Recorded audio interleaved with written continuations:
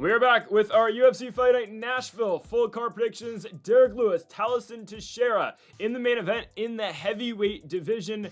We've got 12 fights on this card after a week off last week with the UFC. However, we really nailed our PFL predictions, both with PFL MENA and PFL Europe. A 13-3 day today on PFL Europe. And real quickly, thank y'all for 1,000 subscribers. Finally hit that here on the channel. We're going to be doing more content now here on Greedo Plays MMA throughout the week beyond just the predictions for PFL and the UFC. Now that we have hit 1,000, if there's anything particularly you'd like to see, make sure to let me know in the comment section down below. Definitely probably doing fight card recaps, so we'll figure things out here on the channel. But again, thank you all for 1,000 subscribers. Again, one fight card this week, Lewis and Teixeira. Next week, UFC, New Orleans pay-per-view, Poirier, Holloway, and then PFL in South Africa as well. So make sure to join us for that next week, folks. And before you end the video, make sure to hit that subscribe button down below if you have not yet. Main channel Greedo Plays, link in the description down below. Daily MLB best bets. Okay, on to the first of our 12 fights today here in Nashville. We kick things off with some big favorites. There are a couple huge favorites to kick off the night, and we start with Fatima Kline and Melissa Martinez. Fatima Kline is a minus 1,200 favorite here in Nashville against Melissa Martinez, which is something. I don't think she should be this big of a favorite. Okay. I think Fatima Kline's winning. I'm not going to make you wait on a minus 1,200 favorite pick, okay? I firmly believe Fatima Kline is going to win the fight. I just don't know why she's minus 1,200 here. I get it, Melissa Martinez is not very good, and again, I would take Fatima Kline, pretty much every single time these two fighters would fight. I just don't think Kline's that good. I think she's a borderline top 15 fighter eventually. She's 24 years of age. She is an up-and-coming prospect. She was the CFFC champion, defended the belt a couple times over there, got her first shot in the UFC last July against Jasmine Jasudavicius, ended up losing over in Denver, Colorado by unanimous decision. But again, Jasudavicius now a top 7 fighter at 125 pounds. That was, again, Kline up a weight class. She then comes back to fight Victoria Dudakova in her last fight, winning by second round TKO. For Melissa Martinez, actually, okay, maybe Kline maybe should be a minus 1,200 favorite. It's a little ridiculous, but yeah, Melissa Martinez was just a mixed bag outside the UFC. Now, again, she came to the promotion with a 7-0 record, but she hadn't fought anybody. Fought in Combate. I guess her only solid victory is over Dirty Des Yanez, who ended up going to the PFL and losing to Lisa Malden of all people. But other than the Yanez fight where she won by split decision on the undercard to Tito Ortiz and Alberto Del Patron, yes, that was a real card that happened in Combate. Melissa Martinez really never beat anybody all that good. The appeal for her was that she was, even though she does fight 115 pounds, she was a fighter that was going to be able to get finishes. She was looking for knockouts. But the thing is, a lot of the fighters she would fight are just, they'd have 500 records. They would be making their pro debuts. She comes into the UFC, loses to Elise Reed, which, I don't think Elise Reed's that good. And then she beat Alice Arderline in her last fight, in a fight in which she barely won, but Arderline's not very good either. Her only win in the UFC is Ryan Dos Santos, just a mid-win. I think Fatima Kline easily wins this fight. I see Kline controlling the fight everywhere. I see her controlling the fight on the feet. I see her controlling it on the ground, especially in the stand-up game. But Melissa Martinez did get kind of not ragdolled, but got dominated on the ground by Elise Reed. Yeah, I can see Kline winning this fight any way she wants. I don't think she gets a finish just because, guys, it's women's MMA. This fight's actually taking place on Kline's 25th birthday, so again, still a fairly young fighter in the weight class. There's a reason Martinez is a plus 700 dog. I'm going to go Kline by decision. Again, wherever she wants this fight, she is going to be able to win. I guess the only chance Martinez has to win is on the feet, but I saw Elise Reed outstrike her and knock her down. Yeah, Kline's not going to deal with any issues in this fight. I know she lost to Jasudavicius, but this is a fighter who took Jasudavicius 15 minutes. Again, lost every single round in that fight, but Kline is the much better fighter. On the ground or on the feet, Fatima Kline has the advantage, and she is going to beat Melissa Martinez to kick off the card. Again, maybe the biggest lock on the card. No, it's a women's fight, but still, I'm going Fatima Kline here by unanimous decision. Moving on to our second fight of the night, we go to another huge favorite. Here is Mike Davis taking on Mitch Ramirez. I'm going Mike Davis. That should come to the surprise of absolutely nobody. I think Davis is going to win this fight, and I think he gets it done fairly easily by TKO likely. Mike Davis is a minus 900 favorite. This is a guy who we've always detailed is not active enough, right? If Mike Davis actually, fought 2-3 times a year, I think he would. I know he lost to Ziam in his last fight, but that's a fighter, again, who's, climbing his way up the rankings. I think if Mike Davis actively fought all the time, he'd be a top 20 fighter, borderline top 15 fighter. The guy's been in the UFC since 2019, and he's had 6 fights in the promotion. His losses are Gilbert Burns in his first ever UFC fight, and then Ziam in his last fight. In between those fights, a win over Thomas Gifford, a Mason Jones victory in a really good fight on a weird Wednesday card. I remember I was in class watching that fight online. It was something. A win over Vaislev Borshev and a win over Natan Levy. So again, Davis has been able to go out there and pick up wins. And sure, again, Levy not the highest level. Borshev and Mason Jones a really good win. Thomas Gifford never did anything in the UFC of note. But Davis is still pretty solid. He's an 11-3 professional fighter. Again, 4-2 in the UFC. He's got good hands. He can grapple as well, but this is a guy who's willing to engage in a firefight. He does have pretty good grappling too. An all-around just good fighter. And I'm just going to be honest, on a whole nother level than Mitch Ramirez. And I just don't think it's particularly close. Mitch Ramirez, I don't know why the UFC has given him the Mike Davis fight. Just to kind of put you where Ramirez is at, his last fight was scheduled to be against Ahmad Hazanzadeh. Now, this is a guy, Ahmad Hazanzadeh, who went to jail for, I don't want to get demonetized, but just look up what Ahmad Hazanzadeh did, okay? It's what Karl Malone did, basically, but I think worse. No, I'm pretty sure it was worse than what Karl Malone did. Not to say what Karl Malone did was all right, even though he's a free man. Way worse than Karl Malone. Just look up what Ahmad Hazanzadeh did. Anyways, Mitch Ramirez was booked against him. That fight fell through, obviously, because Hazanzadeh is now in prison.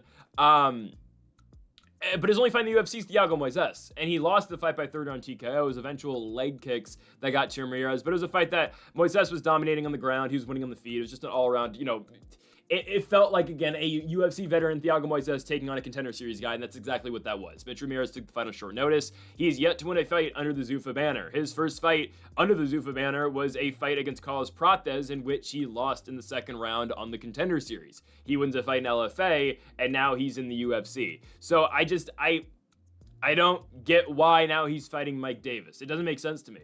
Because Davis, again, is just on a different level, I feel like. Maybe, again, it's just the UFC wants to get Davis a victory because he had a tough fight against Ziam in his last one. But, and these two guys, Mike Davis is a month older than Mitch Ramirez, but he's just got way more experience under his belt. Mitch Ramirez, his best win is Jeremy Holloway in XMMA. And that's an 0-2 Bellator fighter. He doesn't have a good victory. I don't know why he's in this spot, and he should be fighting guys, again, despite the fact that Ahmed went to prison, he should be fighting guys on that caliber, like guys who are just coming off the Contender Series. Not a guy in Mike Davis who, if he was active, he would be a top 20, borderline top 15 guy in the weight class. But I'm okay with this because this does get Mike Davis on the right track. It gets him on a crowded pay-per-view card, of course, in Nashville, Tennessee. Again, in that environment, away from the apex, and it gets him a first-round knockout because that's what this fight's going to be. Mike Davis has better hands. He should be able to blitz, and I know Mike Davis hasn't had a first-round knockout since 2018, but this is the fight exactly where this will be. Again, it's just what all this is just a levels fight, and Mike Davis is on a different level than Mitch Ramirez. So I firmly believe he's going to be able to get this done. I'm going first round knockout for Beast Boy Mike Davis. He'll be able to close distance here. He should be able to bring it to Mitch Ramirez, and he should be able to win by first round knockout. If not, I do also think Mike Davis has an advantage on the ground. I think he should be able to out-grapple Mitch Ramirez if needed to. I'm going Mike Davis by first round TKO against Mitch Ramirez. Okay. On to the heavyweight division. A lot of heavier weight class fights on this card. We'll get to those as we keep going, but here is one of them. Kennedy Nzechukwu takes on Walter Walker, obviously brother of Johnny Walker, Walter Walker. Another fight where we have a pretty sizable favorite. Nzechukwu, minus 240. I kind of feel like he should be a bigger favorite in all fairness, but he's taking on Walter Walker. So Kennedy Nzechukwu so far in the heavyweight division has been really good. It was a career move that he needed to make. Next week, Ryan Spann has a fight in the heavyweight division. We'll talk about him. Again, I know he failed his fight against Waldo Cortez Acosta when he went up to the heavyweight division. But it's something that a lot of light heavyweights should do. Hell, we're going to talk about Vitor Petrino later on in this card, a guy who made the move, obviously, from 205 to 265. And I actually don't know why Vitor Petrino, Austin Lane's on the main card, and Kennedy Nzechukwu and Walter Walker's on the undercard. It actually makes zero sense to me. Yeah, who decided this is a good idea? Nzechukwu and Walker, the winner of this fight is going in the top 15. and Vitor Petrino's what, 1-2 in the UFC, and Austin Lane's 0-2. Who made that decision? Anyways, I like Kennedy Nzechukwu a lot. It was a career move that he needed to make. Again, guys, you look at Carlos Ulberg's record. Ulberg's a fight away from a title shot. Who's his one loss? And by the way, who predicted that Carlos Ulberg was going to lose to Kennedy Nzechukwu? I did. That's on, I believe that video is still up on Greedo Plays. It's on the Blachowicz Adesanya card. Who predicts Kennedy Nzechukwu as a plus 300 underdog was going to beat Carlos Ulberg? Yep, that was me. That was a great hit for me that year. And just like Derrick Lewis versus Curtis Blades. I'll get to that later. Yeah, that's Ulberg's only loss. Now, Nzechukwu, it was always a move that he needed to make. He was a 6'5" light heavyweight who, again, presented problems to a lot of guys like an Ulberg. But when Nzechukwu couldn't really take damage anymore at 205 pounds, it was a problem, right? The Dawoon Jung fight, the Dustin Jacoby fight, and then he just looked like a shell of his former self against OSP. He lost to Vince St. Preux in 2024. The move to heavyweight was much needed, and he's been excellent at 265 pounds because he's able to take shots now at 265, and I've always said this, and I'll make the same point later on about Vitor Petrino, Austin Lane.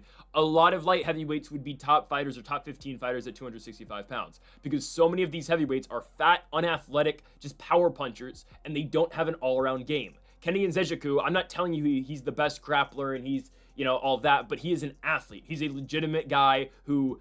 Guys, there's so many heavyweights, and Walter Walker's not one of these guys. Because, I could see, if Walter Walker grew up in America, he could have played, I think he could have been a collegiate football player, legitimately, okay? And I'm not, but, guys, who am I gonna shit on real quick? He's not in the UFC more, so I can. Roque Martinez, okay? Roque Martinez, Josh Parisian, these guys wouldn't be professional athletes in any other sport other than mixed martial arts, okay? So that's why these light heavyweights can go up to 265 and just dominate because these guys are athletic. Why Tom Aspinall, Cyril Gane, Jailton Almeida, hell, Alexander Volkov? Why are all those guys in the top 5? Because they're actual athletes. They actually can do more than just swing big overhands. And I know I'm going to talk about a guy in Derrick Lewis later in the video who only does that, but still, a little bit different. But not really, because when Lewis, we'll get to Derrick Lewis later. But that's why guys like Nzechukwu are so good at 265. Now, him versus Walter Walker is really interesting because Walter Walker's on a back-to-back, win streak, beating Junior Tafa by first-round heel hook at UFC 305, and then beating Dontel Mays by heel hook as well in the Apex early this year in February. And the thing is, if Walter Walker's not able to take this fight down, he's going to lose. And Nzechukwu is a pretty good defensive wrestler. He's got an 81% takedown defense rate so far in the UFC. The last guy to take him down was Devin Clark in a fight where Nzechukwu ultimately ended up getting Devin Clark in a guillotine choke. That's the main question you got to ask yourself. Can Walter Walker take Nzechukwu down? I'm going to go no, guys. I know Walter Walker's picked up back-to-back submission victories, and those are great. He lost to Lucas Brzeski. Lucas Brzeski sure got taken down a couple times, but when the fight was on the feet, Lucas Brzeski was winning against Walter Walker. And I have no doubt in my mind that Kennedy Nzechukwu is going to, dominate Walter Walker on the feet. And I'm not even playing MMA math. Oh, Nzechukwu beat Brzeski beat Walker. That means Nzechukwu has to win. No, I'm not even doing that at all. I just think Nzechukwu stylistically wins this fight fairly easily. Yes, Walker might be able to get takedowns, but what is he going to be able to do with those takedowns? Nzechukwu is another strong guy down there. I don't think Walker's going to be able to have his way. His only 2 wins in the UFC are by heel hook so far. And also, again, Nzechukwu, good takedown defense, and he will dominate Walter Walker on the feet. I'm going Kennedy Nzechukwu first. Ooh, he doesn't really... first round TKO. Yeah, he's gotten back-to-back finishes in the first round. I'm going to go, again, first-round TKO here for Kennedy Nzechukwu. I think he's better than Walter Walker. I think he's going to be able to walk him down. These are 2 huge heavyweights, by the way. Nzechukwu 6'5", Walker 6'6", and they both walk at about the same weight. So, yeah, I really like the African Savage here and Kennedy Nzechukwu to beat Walter Walker in the first round. This should be on the main card, but it's not. So, it's a pretty good fight, though, on the undercard here in Nashville, Tennessee. Next up, the longly awaited return of Lucky Lauren Murphy. Woo. Lauren Murphy is fighting Eduarda Moura here on the undercard. Former title challenger, Lauren Murphy is back. Does she need money? I mean, that's got to be it, right? Now, I don't know if Lauren Murphy officially retired or not. I'll be honest, if this is a fighter that was actually important, I probably would have done a little bit of research on this. I just don't care about Lauren Murphy. If you were watching on Greedo Plays, the other channel when we used to do predictions over there, I I don't like Lauren Murphy. I don't think she's good at fighting. I don't think she's ever been good at fighting. She robbed us of the Joanne Calderwood, Valentina Shevchenko title fight. Not like JoJo would have won that fight, but, you know, I was excited for it at one point in time. Yeah, we had to watch Lauren Murphy get a title fight in September of 2021. It was the most one-sided title fight, I'd argue, in UFC history. There's been a lot of one-sided title fights. That might be number one. I'm so serious. Lauren Murphy, I don't even know if she landed a punch in that fight. Significant strikes. She landed 11 strikes in 20 minutes. I'm so serious. It was the most one-sided title fight in UFC history. Somehow she beat Miesha Tate, and that's when I decided, okay, Miesha Tate needs to hang it up. But then she beat Julia Avila, which made no sense to me, and then she came back and then lost to Yana Santos. Again, Miesha Tate should have retired a long time ago. I don't know why she's back. Oh, man. Lauren Murphy somehow is 8-6 in the UFC. I remember when she fought Halilia Shakirova back on a Khabib just engagey main card of a pay-per-view. And we thought Lauren Murphy was actually going to lose that fight because she's never been impressive. And then, Shakirova was good on the regional scene in Uzbekistan, I believe she was from. Anyways, Lauren Murphy submitted her in the second round, and we haven't seen Lilia Shakirova since. I don't know. I guess she doesn't fight anymore. Yeah, Lauren Murphy's just not a good fighter, though. She doesn't do anything well. Her last, I'll give her credit in her last fight. Like, she ate punches with her face. Jessica Andrade hit her with 231 significant strikes in 15 minutes. I believe that is a record in the women's weight classes. That's awesome. Lauren Murphy again just ate all those punches. Eduarda Moura, nickname Ronda, is 2-1 in the UFC. One loss is a split decision loss to Denise Gomez. I thought Gomez won the fight. Getting takedowns and not doing anything with those takedowns doesn't win you fights. Her 2 wins are Veronica Hardy, where actually Moura didn't do much, and then a Montserrat Ruiz win by TKO. I actually don't think Moura should be this big of a favorite. Minus 600 is kind of insane. Because it's not like Moura just steamrolls people. She really doesn't. She barely got by Veronica Hardy. I mean, okay, she'll win, don't get me wrong, but yes, it's kind of interesting. Definitely not taking Lauren Murphy, though. She's been off for 2.5 years. She's 41 years of age. Eduarda Moura will take her down. I don't even think she's going to sub her, though, if I'm being honest. I'm going to go Moura by decision. Likely a 30-27 victory for Eduarda Moura. I mean, if you're really, if you have the funds to do it.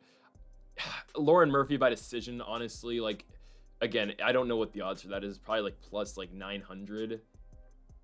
No, it's probably plus like 700. Might not be the worst bet. Don't do it, but like, just if you really want someone to play on this fight, like again, Eduarda Moura is gonna win. It just minus 650, minus 600 to minus 650 is like an absolutely ridiculous line. She's done nothing in her UFC career to warrant that. Lauren Murphy sucks. Don't get me wrong. She's part of that old age of UFC fighters, and don't get me wrong, it's not like the sport's getting that much better at the women's weight classes. But like. She beat Miesha Tate. Beat Joanne Wood. But how did she beat Eduarda Moura? Oddly enough, it would be if she stuffed takedowns and she won a boring striking fight and got a robbery like she did against Joanne Wood. I'm so serious. That would be exactly how she won. And if Eduarda Moura kind of tires at the end of the fight, which I could see happening, actually. Because Veronica Hardy did dominate the third round against Eduarda Moura. I'm not picking Lauren Murphy, but I'm actually thinking yeah, she has a legitimate chance to win this fight. Lauren Murphy's going to be 42 next month. Yeah, Lauren Murphy by decision actually is not the worst prop in the world. I'm still taking Moura, but yeah, I would not be confident at all in Eduarda Moura because Lauren Murphy might take over the fight as the fight goes on. I think Moura wins the first 2, and I think she loses the third, but in no world should she be that big of a favorite. So, anyways, Eduarda Moura by unanimous decision. It's just one of those fights that makes you scratch your head and maybe you go, and I don't know. Just don't do something else while this fight's on. I don't know. Next up, our first real, good odds here on this entire card, at least even odds somewhat. Jake Matthews versus Chidi Njokuani. This is a good fight. This is a really good fight. At 170 pounds. Jake Matthews, of course, has been around the UFC for a while. I mean, that's a guy who made his UFC debut, when he was 21 years of age. He's been around for quite a minute. He's 14-7 in the UFC, coming off of winning 3 of 4. Wins over Darius Flowers, Phil Rowe, and Francisco Prado. The only loss in that bunch is to now top 7 fighter Michael Morales, in which he lost by unanimous decision. But Jake Matthews has been there. He's only been knocked out once in his career, and that was a loss to Kevin Lee, but that was a TKO. I believe Lee wrestled in that fight and got him down. Yeah, Matthews has won back-to-back.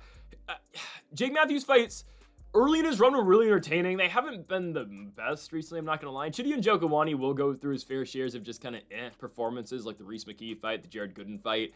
Not the most entertaining. Actually, no, the Jared Gooden fight wasn't bad. The Reese McKee fight, my goodness, that was boring.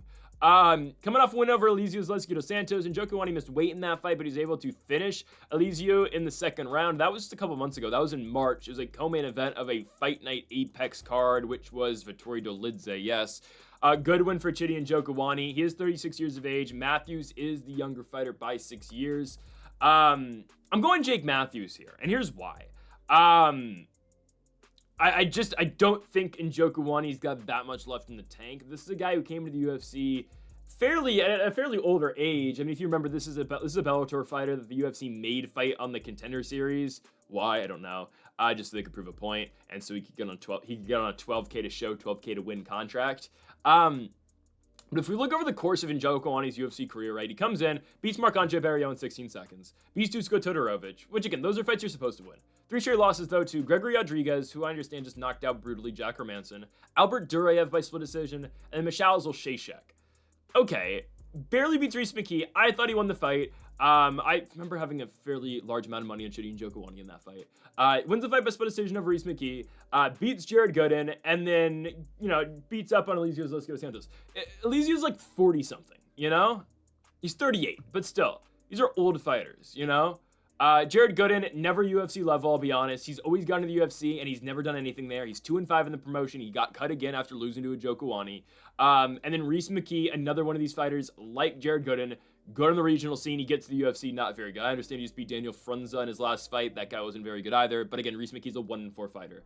Jake Matthews has been there and done that. He's been able to win 3 of 4. Phil Rowe looked good in his last fight, and Jake Matthews beat Phil Rowe, beat Francisco Prado. I don't think the fight's the most entertaining, I'm going to be honest. I think Jake Matthews is going to be able to do it and just do enough. I think, again, as the fight goes on, it favors Jake Matthews. If Jake Matthews is able to get out that first half of the second round against Chidi Njokuani, he should be in a really good position. Just, again, I think if Matthews doesn't over-pursue anything here, really sits back on his shots, and again, doesn't chase anything here against Njokuani, he will be able to win the fight. So I'm going to go with the Australian and Jake Matthews to beat Chidi Njokuani here on the undercard. I believe he gets it done by unanimous decision. Yes, Njokuani is going to be the much bigger fighter. He's going to have 4 inches of height on Jake Matthews. He's going to have 7 inches of reach on Jake Matthews, but I still think the Celtic kid in Jake Matthews will be able to take this one by unanimous decision. Let's stay now in the welterweight division for a matchup here between the Action Man, Chris Curtis, and Max Payne Griffin.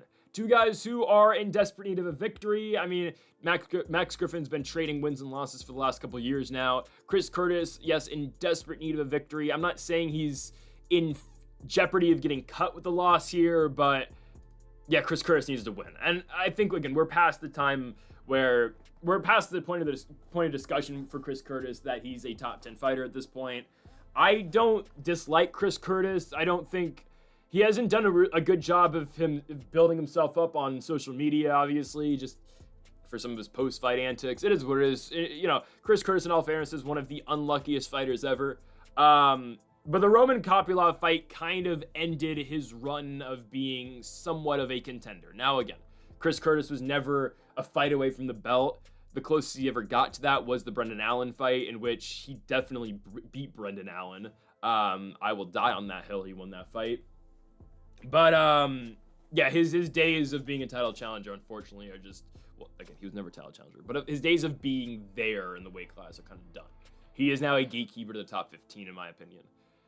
These are okay fights, though, for Chris Curtis to have against a guy like Max Griffin. Max Griffin is a guy who has always been on that level. Like, okay, he's not going to fight for titles. He's not going to fight in the top 15 or the top 10. He's just one of these veteran guys who can put on somewhat good fights, and he's going to fill out a card like this in a really good featured prelim, obviously, for this UFC Nashville card. So Max Payne Griffin has traded wins and losses back since July of 2021, where he beat the natural-born killer Carlos Condit by unanimous decision, goes on to lose a split decision to Neil Magny, wins a split decision over Tim Means, loses to Michael Morales, wins a split decision over Jeremiah Wells, and then just got choked down in the third round by Michael Chiesa, who, again, continues to go on his run of just beating old guys who he's slightly better than. I don't know which old guy Chiesa is going to fight next, but the UFC apparently loves Michael Chiesa, so they're going to keep giving him the Tony Ferguson, Max Griffins, and Court McGee's of the world. They're going to bring Tim Means out of retirement and give him Michael Chiesa. I'm so serious. He might fight Jeremiah Wells. That's actually a fight that I could see happen. Or he'll rematch Carlos Condit. They'll bring Condit back from 3-year retirement. Anyways, 4-year retirement now. Wow. Anyways, Chris Curtis, right? Maybe the unluckiest fighter in the UFC. Should have won the decision against Brendan Allen. Tears his groin, I believe it was, in the last 3 seconds of the fight. Judges don't give him the round, even though he easily won the 5th round. It is what it is. Lose the Roman Kopylov fight. He was going to lose the fight, but gets head kicked with a second left to go, and the referee stopped the fight, even though Kopylov walked off. Could have easily just been a decision loss for Chris Curtis. This guy got poked in the eye against Nassourdine Imavov. He was probably going to lose the fight, but it's okay. Knocked out Joaquin Buckley back in December of 2022. People forget, man. Really good victory for Chris Curtis. He'll beat Max Griffin. He will. And if Chris Curtis can't beat Max Griffin, we have a problem. This fight kind of reminds me of the Marc-Andre Barriault fight. Not to the extent where, okay, Max Griffin just fights like Marc-Andre Barriault, but the way that Chris Curtis will be able to win this fight.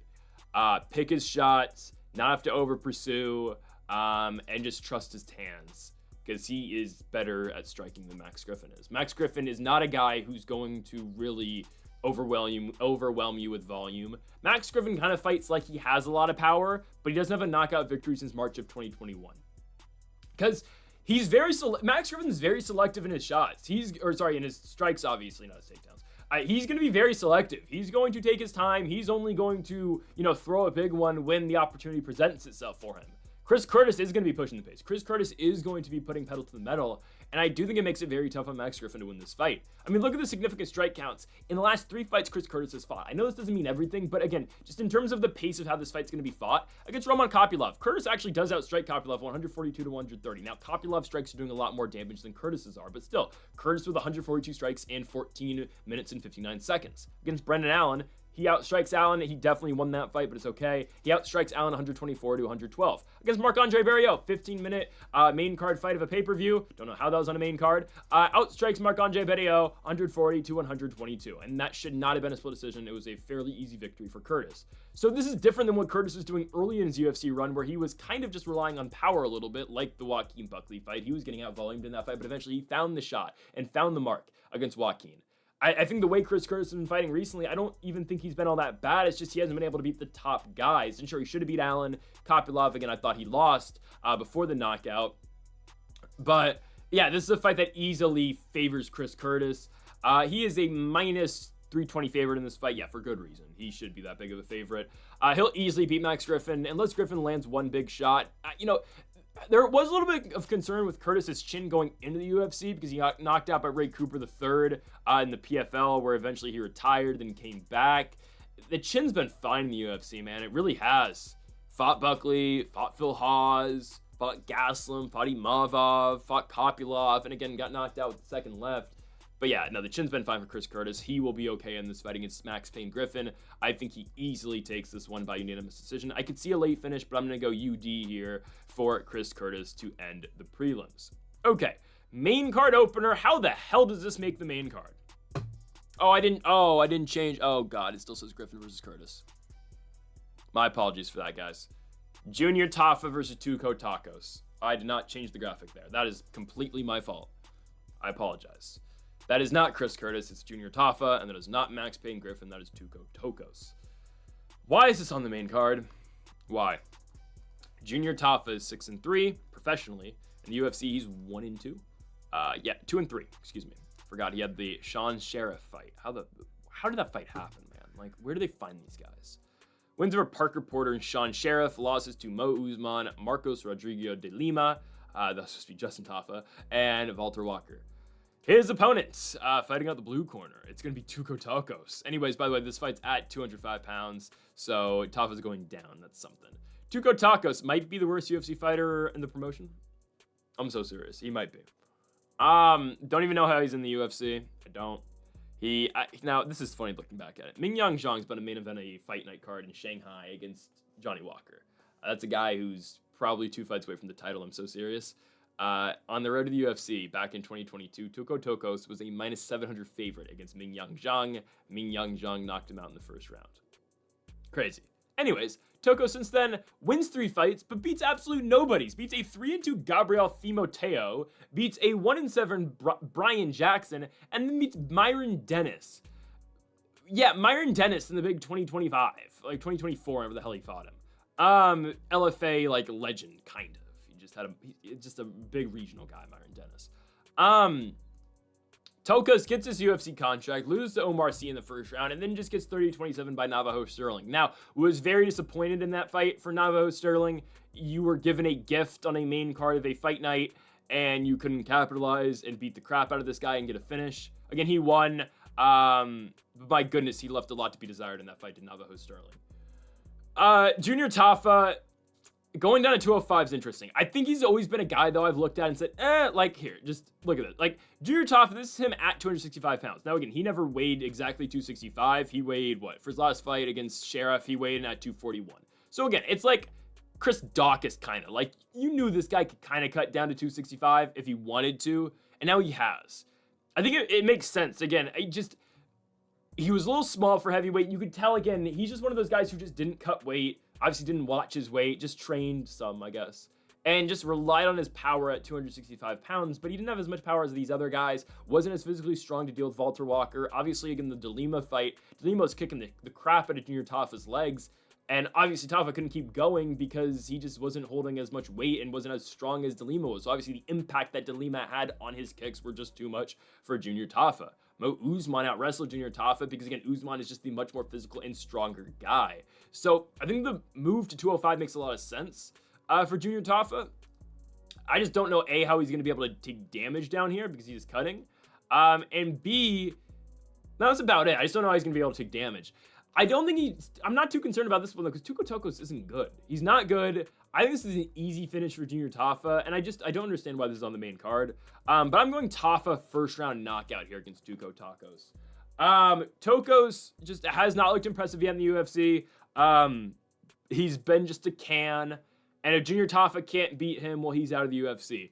I just think the cut down to 205 is going to do Junior Tafa wonders. If you look at like some recent pictures of Junior Tafa, like again on his cut down to 205, he looks really good. Like, not obviously like in terms of being a fighter, like he looks like he's making the weight well. He's gonna look like he's gonna be a good fighter at 205, I think, or like it looks like he's successfully made the cut down to 205 is what I'm looking for. Damn. Yeah, he'll beat Tuco Tokkos. He will. Tokkos is a punching bag. Junior Tafa, I'd be a little bit. Oh, he's not a very good grappler. Tokkos will look to wrestle him 100% because he's not going to be able to hang on the feet. I don't think. It's not like Tafa's some really credentialed striker. It's just he's better than Tokkos on the feet and he possesses more power. Tokkos' only pathway to victory is going to be the grappling because we have seen Tafa out-grapple in the past. I personally just still see it happening. And also, guys, Tuco Tokkos fighting out the UK is 35 years of age. Tafa's 7 years younger. I'm going to take the younger fighter and just the better fighter, I think. Dare I say? I know Tafa's not high level at all. He's 6-3. But I'm going to go with the fighter training out of Queensland, Australia, Junior Tafa to beat Tuco Tokkos by first round knockout. Okay. All right, second fight on the main card. How the hell did this get here? Vitor Petrino and Austin Lane. What are we doing? Okay. Easily, the opener to this main card could have been Kenny Nzechukwu, Walter Walker. You're almost guaranteed a finish in that fight. And the second fight of the card could have been Max Griffin, Chris Curtis. But we're starting with Tuco Tokkos versus Junior Tafa and Vitor Petrino versus Austin Lane. What are we doing? Vitor Petrino. So again, I mentioned this a little bit earlier in, light heavyweights moving up to 265 pounds. And that being the best possible thing for these guys' career. Vitor Petrino, like Kenny Nzechukwu, like Ryan Spann, who we're going to see next week in New Orleans, made the best decision for his career. And something that Johnny Walker should have done, but now he's going to go get killed by Mingyang Zhang. And I don't know. He should have gone to heavyweight, and he could be fighting. I'm so serious. Like, guys, do you think Johnny Walker could beat Waldo Cortez Acosta right now? Maybe. If you beat Waldo Cortez Acosta is ranked 5th, guys. That's how bad heavyweight is. Anyways, Vitor Petrino's made the move up to 265 pounds. Right off the bat, I'm scared about the chin. I am. I know Njokuani hits kind of hard, but that does concern me a little bit. I saw Petrino, rocked and knocked down by Rodolfo Bellato back in the Contender Series. Anton Turkalagi, the Pleasure Man, kind of hit Petrino hard back in Vegas a long time ago. Really good fight, but still a little bit concerned about that. Anthony Smith just took him down. Vitor Petrino took him down. Anthony Smith got the guillotine. And then Dustin Jacoby in his last fight just knocked out Vitor Petrino. Third round TKO in Tampa on that Covington Buckley card. Petrino has now made the move up to 265 pounds. Again, a much needed move, I think. Because you get guys like Austin Lane, who I guess this is going to discredit my whole point about, these are fat heavyweights who couldn't be, professional athletes elsewhere. Like Austin Lane actually, I believe, was on someone's training camp roster. I think was it the Jags back in the day in the NFL. Austin Lane is not a fat heavyweight. He's not. He's just not a good heavyweight. He's extremely low level. He's a guy who was the Fury champion for a little bit, beat Juan Adams for the belt, defended against Eric Lunsford, who blew his knee out fighting him. Lane made it to the UFC by winning in the Contender Series against Richard Jacoby, who was kind of a can. Lost to Justin Tafa, got knocked down in 1 minute and 22 seconds, got knocked out by Jonathan Deniz. Somehow beat Robles Despain. Despain had no grappling, so, Lane beat him. We were supposed to see Despain and Todd Duffy in the GFL, and it never happened. And then Austin Lane's coming off a knockout loss to Mario Pinto. Again, guys, you know what happens when Austin Lane fights. He just gets knocked out. Okay, here's the thing. Austin Lane got knocked out by Greg Hardy. And, okay, off the bat, you're like, all right, well, like, Greg Hardy, might not be the most upstanding citizen. Wasn't the best UFC fighter, but did go 15 minutes at one point in time with Alexander Volkov in Russia. Was around the UFC. No. This was Greg Hardy's first ever professional fight on the Contender Series. He had one amateur fight in Fury UFC, maybe two. I think one was in Fury and the other one was just a random Dana White looking for a fight card. I don't know if that was Fury or not.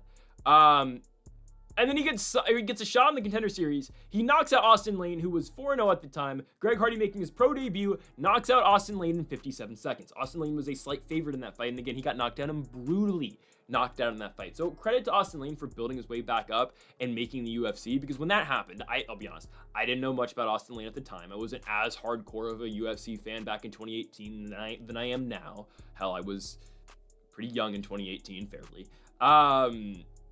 But at the time, I was like, all right, who's this bum that just lost to Greg Hardy? I'm like, all right, again, I wasn't thinking much about Austin Lane, but nobody expected Austin Lane to be back here. He is, so I will give him credit. But his entire UFC run so far has been made up of just getting knocked out in the first round, or early second round. I guess first and second round. I guess he's only been knocked out the first once. The reason why he's here still is the Robles Despain fight, but there is a pretty clear reason why Despain's no longer in the UFC. Because he can't grapple, and that's why he went to karate combat, and he's been pretty successful over in karate combat, and likely he doesn't fight mixed martial arts ever again, because why, if you're Robles Despain, you obviously don't do well in the clinch, you can't grapple, you can't stuff takedowns, you don't like being on your back the entire fight. Well, go to karate combat where literally it's all just, stand-up fights. Duh. This is an Elite XC where they rig fights. That's where the Kimbo Slice fight was. Or was that Affliction? No, it was Elite XC, I think.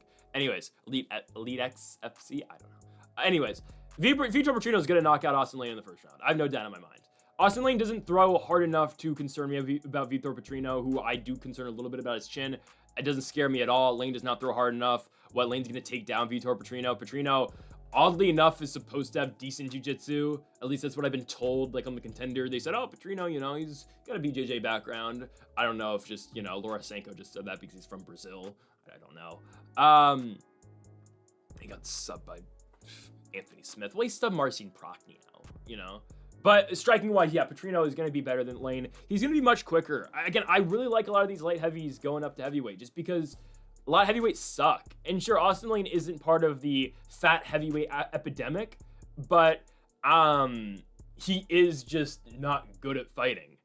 Petrino, I'm not saying he's going to win a title at 265 pounds. He'll probably touch the top 15 eventually because don't even get me started who's in the top 15 over there. But yeah, he's just better than Austin Lane. He'll win the fight by first round knockout. Guys, Rizvan Kuniev, who I know, again, fought Curtis Blaze really competitively, but he lost, is in the top 15. You have a fighter who hasn't won a fight in the UFC, who got popped for roids in PFL, is in the top 15 in the UFC's heavyweight division. Martin Budaj is ranked 14th. How? How is Martin Budaj the 15th best heavyweight in the world? 14th best heavyweight in the world? Just wait till Shamil Gaziev gets his title shot. Just wait. Tai Tuivasa hasn't won a fight in 3 years. He's still ranked 10th. But they got rid of Jairzinho Rozenstruik because they did. They felt like it.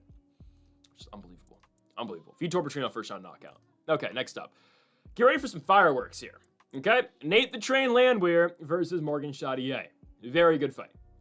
Very fun fight. Again, Nate the Train's thing. They bring him on here for fight night cards in America. You know what Nate the Train's gonna bring. Very fun fights, all action type fights. Killer be killed mindset. His last fight, though, against the Korean Superboy, Doo-Hoo Choi, wasn't great. We got a, y'all must have forgot type of performance at Doo-Hoo Choi, turning back the clock. TKO Nate Landwehr in the third round and dominated the fight. Dominated on the feet, dominated on the ground. It was weird because Nate Landwehr, again, just looked really outmatched in that fight. Maybe more outmatched than Dan Ige fight. Yeah, definitely. Dan Ige fight was competitive. Ige obviously won, knocked down Nate the Train in that fight. But I would say, yeah, the most uncompetitive fight I've seen Landwehr fight in a while was the Doo-Hoo Choi fight. But obviously, he went on his run of just tremendous fights. Ludovic Kline, he finished Ludovic Kline, which is just odd now that Kline's like a top 15 guy.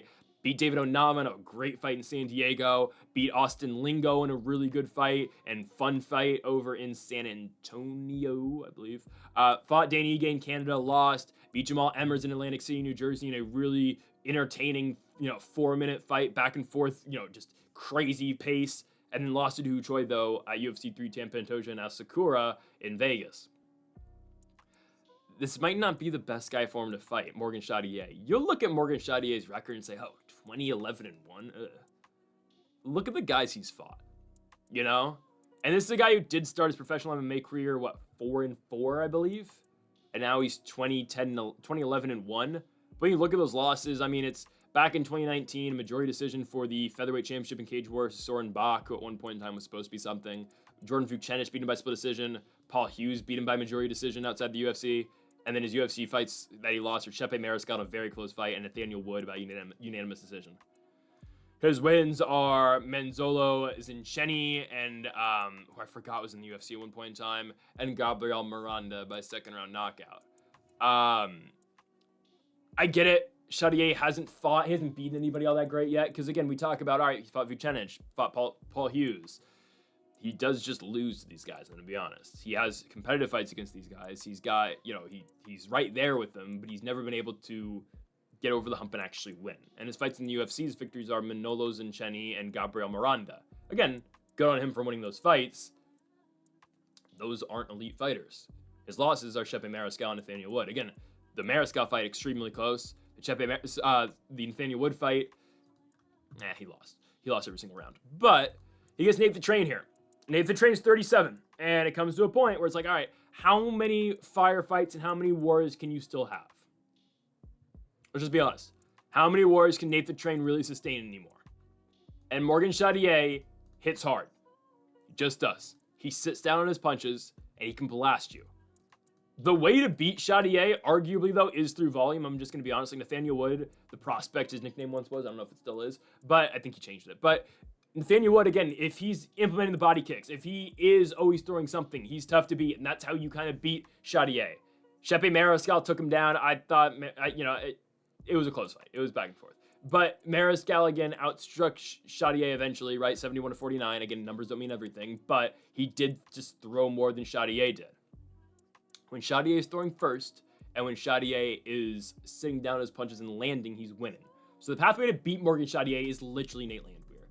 My only concern, and this is why I'm going with the French fighter Charriere, is Nate's 37, and how much damage can you still take? Doo-Hoo Choi finished him. I know it was a crucifix and whatnot, but Doo-Hoo Choi, again, Nate the Train's eating damage that entire fight. And some of it's just ground shots still, but that's still damage, he couldn't defend himself, obviously, because Doo Choi had him in a crucifix. Dan Ige knocks him down, back and forth fight. Again, the Jamal Emmers fight is 5 minutes. But it's not like Nate the Train doesn't eat damage. He eats 40 punches in those 4 minutes. You got flying knee. I know this is like 4 years ago now, but Julian Erosa flying kneed him. It comes to how the Darren Elkins fight was a back and forth war. Like, there's only so much damage you can take. Herbert Burns knocked him out in Raleigh, North Carolina back in 2020, right?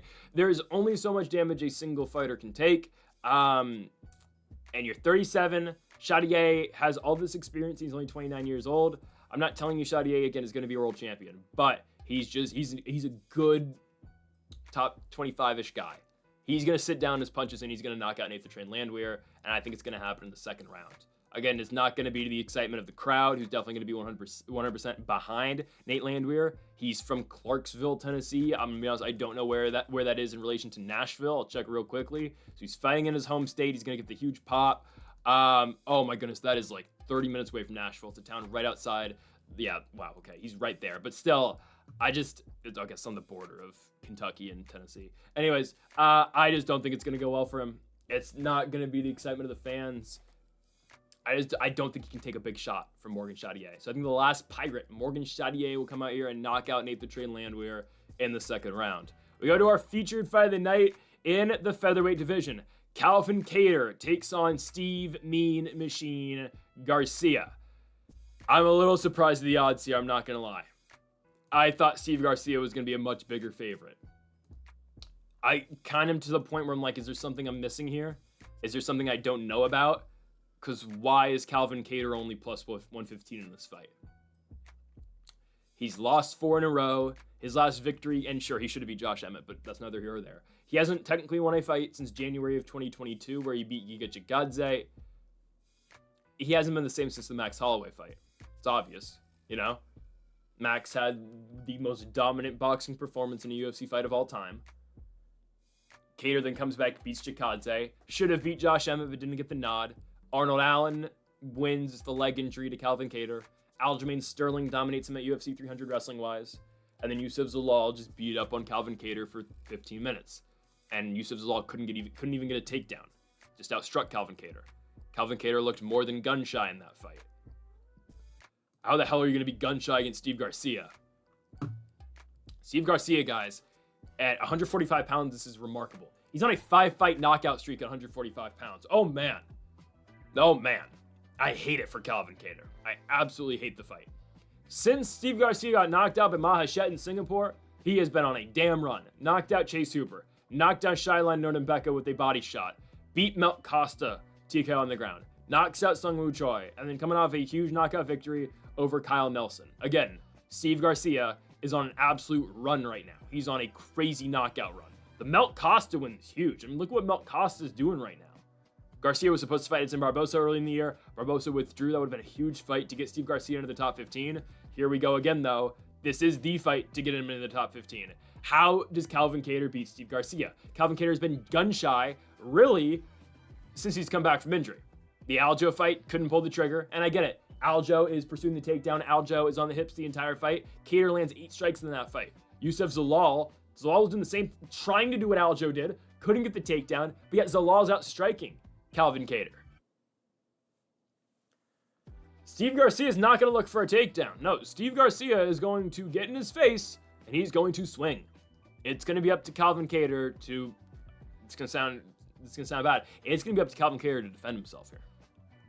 Because if he just fights passive, like he did against Youssef Zalal, and just fought defensive like he did against Aljamain Sterling, he's going to get knocked out. He's going to have to throw. And I've seen Calvin Kattar throw back before. The Shane Burgos fight, one of the best fights I remember watching. UFC 229, I believe, in Boston. Great, or 232, one of the two. No, 232 was Jones. I think it was 229, I think.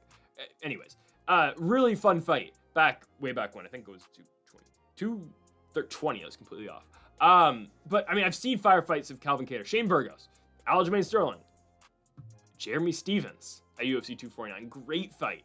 Caught him coming in with an elbow. Calvin Kattar's not that same guy anymore. He's 37 years old, and I really question where he's at this point. I just do. New England Cartel, by the way, has done a horrible job recently. They cannot win fights. especially on the regional scene. Rob Font's going to get Raul Rosas. I kind of feel like that's a lot for Raul Rosas. I think he's going to win, but then it's like, all right, where do you go after that? Because now you're only fighting top guys after you fight Rob Font. That's besides the point, though. Steve Garcia's knocking out Calvin Kattar in the first round. Garcia goes for it, man. Just does. Look at the fight they had against Kyle Nelson. Goes straight after it. Nelson can't even respond because Garcia's in his face picking his shots and really dominating, man.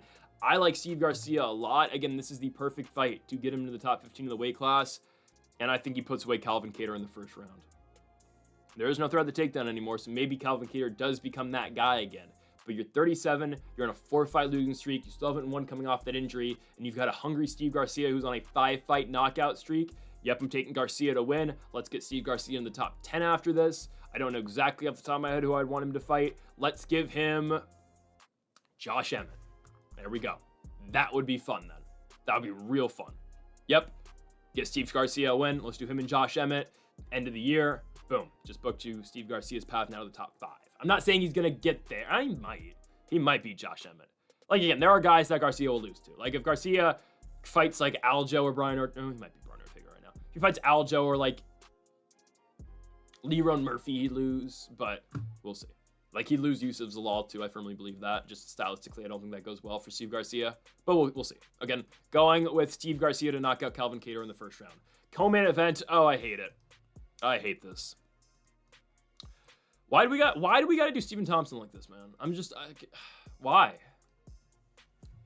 Well, you couldn't have given this guy fun fights. You couldn't have given this guy legend fights. You're throwing him out there to get killed. You gave him Shavkat, after beating Kevin Holland, you gave Wonderboy Shavkat Rakhmonov. And you give him Joaquin Buckley. Just why? You couldn't have given him Neil Magny. You couldn't have had him fight who else? Vicente Luque again? I mean, I know people were clowning on Colby wanting the Wonderboy fight. Should have done that fight. Give me Wonderboy Leon Edwards. But we're doing Wonderboy Gabriel Bonfim, man. I hate it, says you know how this fight's going. Gabriel Bonfim's winning this fight. Second round submission. I hate that this is a thing. And now it's not even like, oh, I'm scared Wonderboy's gonna get knocked out. No, he's not going to. He's 42. I get that he's old. Wonderboy at 42. I know. That's actually not gonna happen. He's not getting knocked out here. It's just I know what happens to Wonderboy when he fights grapplers. I've been here long enough. I've been a Stephen Thompson fan for long enough. I know how this goes. And again, even on the feet, like if you gave him right now, I think he probably still beats Vicente Luque. If you gave him a Gilbert Burns again, or you gave him Leon Edwards, I don't know if he wins those fights on the feet, because I don't know where the chin's at. Buckley just knocked him out, even though Wonderboy was winning the fight till he was getting knocked out, but it's okay. Kind of. It was close. That third round's probably going to determine it. Regardless, though, you give him a grappler, and I hate it. I hate that, man. Because that's what's eluded Wonderboy's entire career. It has. I mean, hell, go back to UFC 205, okay? I know Tyron Woodley hits Thompson with some bombs. I still think that's a great fight. That fourth round, Wonderboy Thompson versus Tyron Woodley, one of the better rounds you're ever going to watch. Really fun. Just that entire fight is really good at UFC 205. I thought it was a draw. But what eluded Wonderboy from winning that fight? Ultimately, it's the takedown in the first round that does it for Woodley. Because again, the rest of the way, Woodley got the 10-8 in the fourth. So yeah, Woodley won 2 rounds, Wonderboy won 3. Wonderboy got 10-8 in the fourth. It was a 47-47 draw. If he doesn't get taken down in the first round, he wins the fight. Because that's Woodley's only round in the fourth. You know?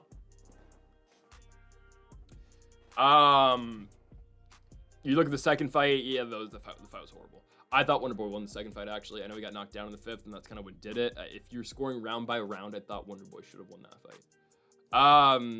But hell, I mean, look at the fight that he has against Gilbert Burns. It's a title eliminator. Arguably would have got a title shot if he had beaten Gilbert Burns. He wobbles Burns at one point in the third round late, but Burns just goes to the takedown, finds the legs, finds the hips, takes Wonderboy down and beats him. Bilal Muhammad took down Wonderboy and held him down in a very forgotten fight. I thought they were going to keep giving Wonderboy fun fights after the Kevin Holland fight, because that was great. It was a main event in Orlando, really fun one. Wonderboy wins by 4th round TKO, Dr. Stoppage, or corner stoppage. Holland broke his hand. He was losing the fight too. But no, they've given him Shavkat Rakhmonov and Joaquin Buckley since. Oh, brother. I think Wonderboy's a better striker than Bonfim. Don't get me wrong, much better. Bonfim, he can get it done there, but doesn't really scare me power-wise. Can't really knock anybody out. Hit on Lusa with some bombs. Lusa, who I will question him late in fights at times, was able to really survive. Sub Chaos Williams in his last one. Sub Trevin Giles, sub Munir Lazez. Bonfim did get knocked out by Nicholas Dalby, got TKO'd. There is that. It's just a 42-year-old Wonder Boy versus a grappler. Bonfim's not going to mess with the striking at all. He's 15 years younger than Wonder Boy. This is the biggest opportunity of his career.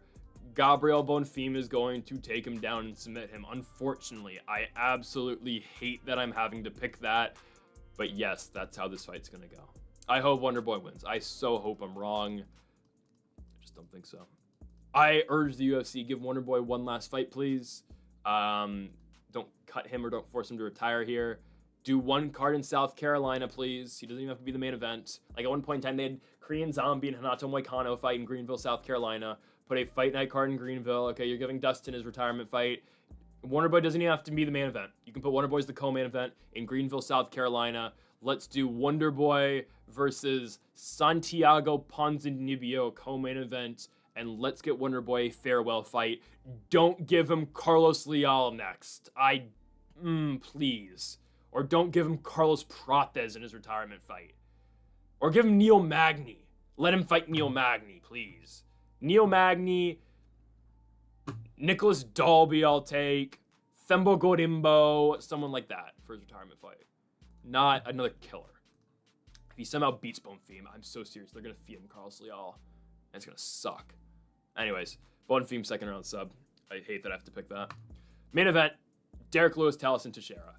Okay, Derrick Lewis is a plus 210 underdog. I get that. Tallison Teixeira is in a very undeserving main event spot. You know it, I know it, the American people know it, okay? The guy said one fight in the UFC, and he is in a main event. He was on a main card of a pay-per-view earlier this year in February, UFC 312, Duplessis Strickland. It was a win over Justin Tafa. He won in 35 seconds, but he was on the main card. It was just really weird. So I watched Tallison Teixeira on the Contender Series, obviously, against Arthur Lopez. Arthur Lopez, I don't know what that guy does for a living. I assume he's not a mixed martial arts fighter for a living. He's 6-3 now professionally. Yes, this is not a very good fighter. Okay. Go rewatch Tallison Teixeira versus Arthur Lopez. And tell me, honestly, go watch that fight right now and tell me what you think of Tallison Teixeira.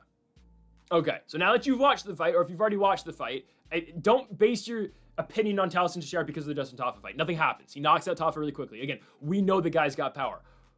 Tallison Teixeira gets hit way too much. That's what happens in the Arthur Lopez fight. It's a 2-minute fight, and yes, ultimately Teixeira picks up the victory. He leaves his head right open in the air. It's what Paddy used to do early in his UFC run. It's when Paddy fought Luigi Venturini, I believe it was. I think that was who he fought his first UFC fight, and Paddy was just sticking his chin right up in the air. It's what Tallison Teixeira still does. So he blitzed Justin Tafa and he beat him. I don't think he's going to be able just to blitz Derrick Lewis, though. Because Lewis is going to throw hard. Lewis is going to sit back on his punches. And it's just Derrick Lewis. It's a tough guy to go out there and just to chase a knockout against because of the power that's coming back. And yes, he's just way higher level than Justin Tafa is. So that's why I'm not high on Tallison Teixeira actually at all. I don't think Tallison Teixeira is that good. I'm just going to be honest. Sure, you look at him, build-wise. All right, he's a 6'7" heavyweight. He's got an 83-inch reach. Again, though, you can have all of that, but if you get hit too much, he got hit 20 times in 2 minutes against some taxi cab driver in Brazil. Derrick Lewis is going to knock this guy out. So as soon as this fight got announced, I remember seeing people on the internet like, oh, they're just feeding Derrick Lewis to the wolves. They want, people didn't understand the main event. Oh, yeah, but I get that. Like, oh, Tallison Teixeira, though, like, okay, up-and-coming guy, just wanted a pay-per-view main card. He's their next up-and-coming guy. That's fair. I actually think he's going to get levels here. I think he's going to get leveled here. Because this is a levels fight. I believe Derrick Lewis is knocking him out in the first round. I think Tallison Teixeira leaves his chin too exposed. I think he's going to pursue Derrick Lewis. I think he's going to really come after him with a lot of stuff, and he's going to leave himself wide open to get hit with an overhand right. That's where I'm going here. Overhand right knockout finish in the first round for Derrick Lewis. Plus 200. I've been here before. Derrick Lewis is a big underdog. I think I was like the only one on YouTube who picked Derrick Lewis to beat Curtis Blades back in the day. He was a plus, 300 dog then. He's a plus 200 underdog here. Lewis is coming off a win. Beat Rodrigo Nascimento. Lost to Jailton Almeida. Beat Marcus Rodrigo de Lima. Derrick Lewis said something really interesting on the Ariel Helwani podcast. He said, Tallison Teixeira, I'll paraphrase here. Tallison Teixeira is he's the highest level guy he ever wants to fight ever again. Because he just wants to fight taxi cab drivers and Uber Eats drivers. Because he just doesn't want to, fight competitive fights no more. Because, he's 40, he just wants to collect checks. He wants to, extend the knockout record. He's got 23, or in the UFC, he's got 15 of them. He wants to, again, just keep piling on records. Which, win or loss against Tallison Teixeira, they can do that. If he wins against Tallison Teixeira, the UFC is not going to let him do that. If he loses to Teixeira, I would assume, yes, we're going to see Derrick Lewis just kind of beat up on guys who are in that 15 to 20 range. I wouldn't be surprised, honestly, if Lewis loses, they're going to do him and Shamil Gaziev. But if Lewis wins, which I think he's going to, he's going to have to fight a top guy. Dare I say he's going to fight? I think he's going to fight Waldo Cortez Acosta next if he wins. Waldo's number 6. Yeah, it would make a lot of sense, actually. Or they could do the Blades rematch, which I wouldn't mind either. Or honestly, I wouldn't mind the Tuivasa rematch either. I know that's fighting down the rankings, but who cares? Derrick Lewis doesn't really care about the belt at all. He's just there to get paid and to fight. Tallison Teixeira is ranked 13th. So here's the thing, so Tallison Teixeira has had one fight in the UFC. He beats Justin Tafa, and he's ranked 13th. Why? Because he's 6'7", and he's got an 83-inch reach, and he fought in the Contender Series. And that's the only reason he's that high. Again, watch the Arthur Lopez fight. He's not impressive. He's got power, I'll give you that. And if he lands on Derrick Lewis first, okay, he probably will. And if he hits if he connects right, okay. If he connects right against Derrick Lewis before Lewis can connect on him, sure, he's going to win. I firmly believe Lewis is going to connect first. No threat of the takedown. It's a stand-up fight. Lewis doesn't really care who he's fighting. He doesn't really, I doubt he knows who Tallison Teixeira is. Probably doesn't even know his name. He just knows, I'm fighting some big Brazilian guy. He's going to go in there. He's just going to swing. And I think Tallison Teixeira is going to leave himself to get wide open and get knocked out. Yeah, he's 15 years younger. I get it. He's 25. He's green, man. He's a raw product. This is where Derrick Lewis wins. I'm taking the Black Beast here, man. I'm taking the Black Beast to knock this guy out. Yeah, there's one concern I have, and it's a concern I don't like. Tallison Teixeira gets hit too much. His chin's open. His chin's exposed. If he makes that adjustment, sure, he'll probably beat Derrick Lewis. Because of how big he is, because of the reach. The thing is, though, Tallison Teixeira, he doesn't fight. If he fought like Cyril Gane, and he just was a guy who's going to take his time, a patient fighter, he's going to stay on the outside, he's going to use his kicks, he's going to use his jab, he's going to, again, just stay on the outside, okay, I would really think Tallison Teixeira would dominate Derrick Lewis, because Derrick Lewis doesn't do well against those type of fighters. Fighters who will engage, like De Lima, I know that was a 30-second knockout, but like a Rodrigo Nascimento, like a Chris Daukaus, those guys are the type of guys Derrick Lewis will beat. I think he beats Tallison Teixeira. Rare thing about, or like a, not rare, but like another way to look at this fight, if it happens, like, all right, if this fight does get past the first round, it just becomes a boring heavyweight fight, Derrick Lewis is dangerous throughout the 25 minutes. Tallison Teixeira has not been past a first round yet. And that's where Tallison Teixeira will eventually lose. Like, I'm so serious. He'll fight a Waldo Cortez Acosta, he'll lose. He'll fight a Sergey Spivak, he'll lose. Because maybe not. He'll fight a Volkov, he'll lose. He'll fight a Jailton Almeida, he'll easily lose. He hasn't gotten out of the first round. Derrick Lewis coming off a third-round knockout win over Nascimento. Lewis can still throw. He looks tired at the end of the first round, but he's still there. He can go. We've never seen him go. Oh, no, we saw him go 25 minutes against Jailton Almeida. Yeah, no, Lewis somehow, Lewis's gas tank actually at this age, at 40, not that bad. I think Lewis wins as the fight goes on, but also, I think Lewis wins right away. Again, I firmly believe Tallison Teixeira is going to leave his chin exposed, and I think Derrick Lewis is going to crack him with a big overhand right and put him to sleep.